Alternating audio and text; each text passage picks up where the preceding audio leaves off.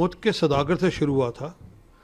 ये 91वीं गाली है, 91 गाली है। हमारा काम है कि हम सरकार की नीतियों पे टिप्पणी करें, सरकार की नीतियों का विरोध करें। हाँ, इस प्रकार के जो बयान है मुझे लगता है वो नहीं देने चाहिए। जितनी ये गालियाँ देते हैं उतनी उनकी सीटें कम होती हैं। भारतीय जनता पार्टी दलित विरोधी, महिला विरोधी है और खरगे साहब का 52 साल का इतिहास बेदाग है। और उन्होंने जब स्पष्ट कर दिया कि मैंने उनकी विचारधारा को जहरीला कहा था, तो उसके बाद मैं समझता हूँ कि गड़े मुर्दे उखाड़ने के लिए मजबूर भाजपा ये है कि कर्नाटक हाथ से जा रहा है। उनमें क्या कि फ्रस्ट्रेशन है, उनको दिख रहा है चुनाव हार रहे हैं कर्नाटका का, इसलिए इस प्रकार की भद्दी भाषा, इस प्रकार की भाषा प्रधानमंत्री के लिए यूज़ कर रहे हैं। मौत के सौदागर से शुरू हुआ था। ये 91वीं गाली है, 91 गाली है। इससे पहले इनके एक युवा नेता है, उन्होंने हिटलर कहा था। उससे पहले जयराम रमेश ने हिटलर और स्टालिन कहा था। ये निरंतर इस प्रकार की गालियाँ देते हैं। जितनी ये गालियाँ देते हैं उतनी उनकी सीटें कम होती हैं। ये खड़गे जी को समझ में आना चाहिए। असल में क्या कि फ्रस्ट्रेशन है, उनको दिख रहा है चुनाव हार रहे हैं कर्नाटका का, इसलिए इस प्रकार की भद्दी भाषा, इस प्रकार की भाषा प्रधानमंत्री के लिए यूज़ कर रहे हैं। अगर चुनाव जीत रहे होते तो इस प्रकार की भाषा ना इस्तेमाल करते। स्पष्ट है कि इस बार उनका वहाँ पर सोहरा साफ होने वाला है, इसलिए इस प्रकार की भाषा इस्तेमाल। पूरे देश को बुरा लगा है, अब वो पूरे देश से माफ़ी मांगे। किसी को क्या, पूरे देश को बुरा लगा है। देश के प्रधानमंत्री को आप जहरीला सांप कह रहे हैं। कभी आप कहते हैं कि टुकड़े कर देंगे, कभी आप उनको बिच्छू कहते हैं, कभी कुछ और शब्द इस्तेमाल करते हैं। तो आपकी तो पार्टी का इतिहास है, और जितनी जितनी वो गालियाँ प्रधानमंत्री को निकालते हैं उतनी उतनी सीटें उनकी कम होती हैं।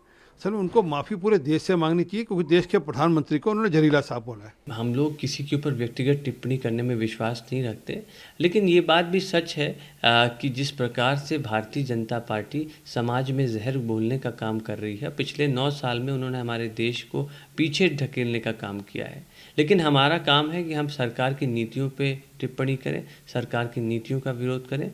हाँ, इस प्रकार के जो बयान है मुझे लगता है वो नहीं देने चाहिए, लेकिन इस बयान को किसी और तरीके से देखना मुझे लगता है अनुचित होगा।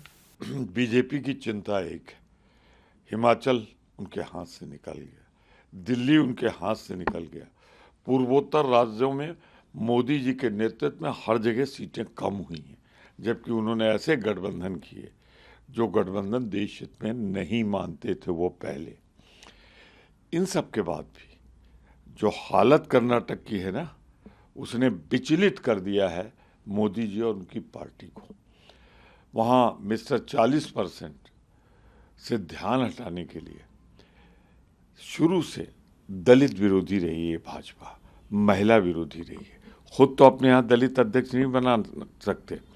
अब स्मृति जी माइंडसेट जानना चाहती हैं, तो माइंडसेट तो ये है कि खरगे जी को उनके 52 वर्ष के अनुभव और सबसे बड़े देश के दलित नेता को राष्ट्रीय अध्यक्ष बनाया है कांग्रेस ने और गांधी परिवार ने। आप जरा बताएंगी, एक तो बना था बहुत पहले, 15-20 साल पहले, लक्ष्मण जी, उनको भी नोट गिनवाते हुए आपने फंसवा दिया था। तो आज तक आप एक महिला अध्यक्ष नहीं बना पाए।